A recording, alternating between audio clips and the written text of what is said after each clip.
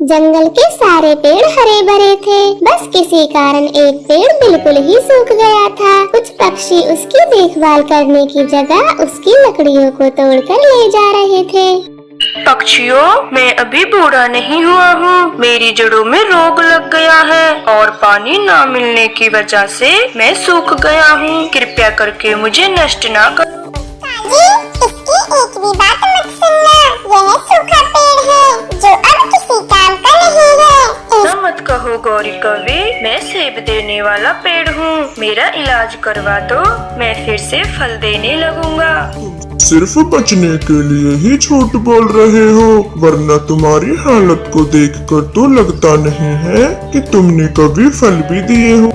ऐसा कहकर कालू और गोरी उसकी टहनियों को तोड़कर ले जाते हैं और पेड़ बेचारा बहुत उदास हो जाता है। और तभी दूसरा पेड़ उससे कहने लगता है, दुखी ना हो मेरे दोस्त, ऐसा तो हम सभी के साथ होता है। जब तक हम फल देते हैं बस तभी तक हमारी देखभाल होती है। जैसे ही हम सूख जाते हैं बस किसी काम के नहीं होते। लेकिन दोस्त, मैं अभी बूढ़ा नहीं हुआ हूँ। मेरी जड़ों में बस रोग लग गया है। दोनों पेड़ ऐसे ही बातें करके एक दूसरे का मन बांट रहे थे। कालू भैया, आपको इतनी सारी सूखी लकड़ियाँ कहाँ से मिली? मुझे तो काफी दूर जाने पर कोई लकड़ी ही मिल पाती है। टोनी, आपको नहीं पता, हमारे जंगल का एक पेड़ सूख गया है। अब हमें दूसरे जंगल जाकर लकड़ियाँ लाने की जरूरत नहीं है। हाँ टूनी, उसी पेड़ से हम लकड़ियाँ लाते हैं। तुम भी जल्दी से लकड़ी इकट्ठा कर लो, वरना सारी लकड़ियाँ खत्म हो जाएंगी। क्या कहा गोरी बहन, आप उस सूखे पेड़ की टहनियाँ तोड़ रहे हो? हाँ टोनी, वरना उसका क्या होगा?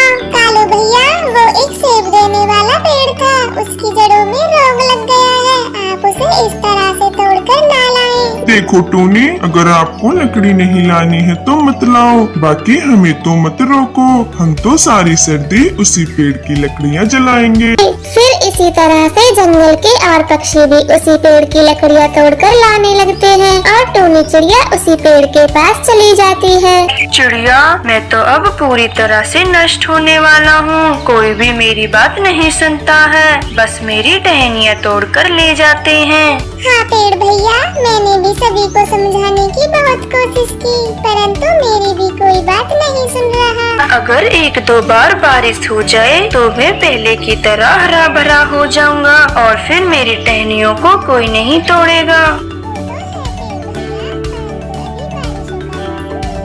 चिड़िया, क्या आप मेरा एक काम कर सकती हो? हाँ पेड़ भैया, अगर मुझसे होगा तो मैं जरूर करूँगी। बताओ आपको क्या काम है? आप बूढ़े नीम के पास जाकर उन्हें मेरी हालत के बारे में बताना, वो जरूर कुछ न कुछ उपाय बताएंगे।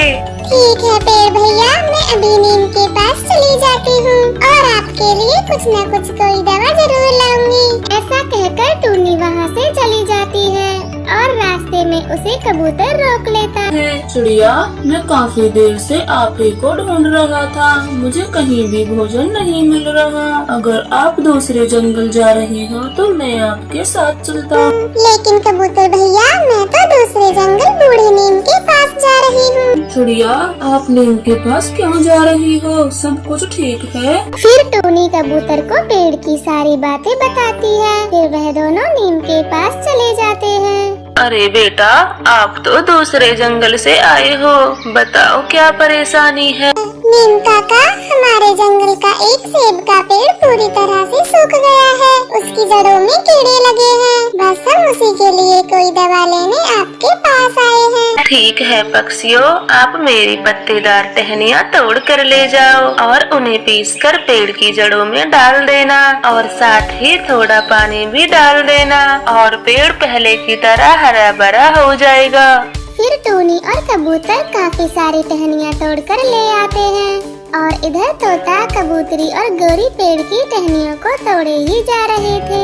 रुक जाओ तुम सब, अब इस पेड़ को मत तोड़ो। क्यों कबूतर, हम क्यों न तोड़े इस पेड़ की लकड़ियाँ? कल तक तो आप भी हमारे साथ लकड़ी तोड़कर ले जा रहे थे, फिर आज क्या हुआ? गौरी, इसने ढेर सारी लकड़ियाँ पहले ही जमा कर ली होंगी, इसीलिए हमसे मना कर रहा है। नहीं मिट्ठू तोते, ऐसी बात नहीं है। अब हम इस पेड़ का इलाज करवा रहे हैं और इसलिए आपसे मना कर रहे हैं। पागल हो गए हो तुम दोनों, ये एक सूखा पेड़ है जो अब कभी भी हरा भरा नहीं होगा। अरे पक्षियों, मैं ठीक हो जाऊंगा, मेरा इलाज तो होने दो, फिर मैं आपको मीठे मीठे सेब दूंगा। ये सिर्फ बचने के लिए ही ऐसी बातें करता है और तुम दोनों इसकी बातों में आ गए हो। अब हटो यहाँ से, मुझे लकड़ियाँ लेकर घर जाने दो। ऐसा कहकर सभी पक्षी लकड़ियाँ लेकर चले जाते हैं और सूखा पेड़ यह सब देखकर रोने लगता है। चिंता ना करें पेड़ भैया, हम आपको नष्ट नहीं होने देंगे। हाँ पेड़, हम आज से ही आपका इलाज शुरू करते हैं, फिर तुम एकदम पहले के जैसे हो जाओगे। फिर टूनी और कबूतर नीम की पत्तियों को पीसकर दवा बना लेते हैं और पेड़ की जड़ों में डाल देते हैं।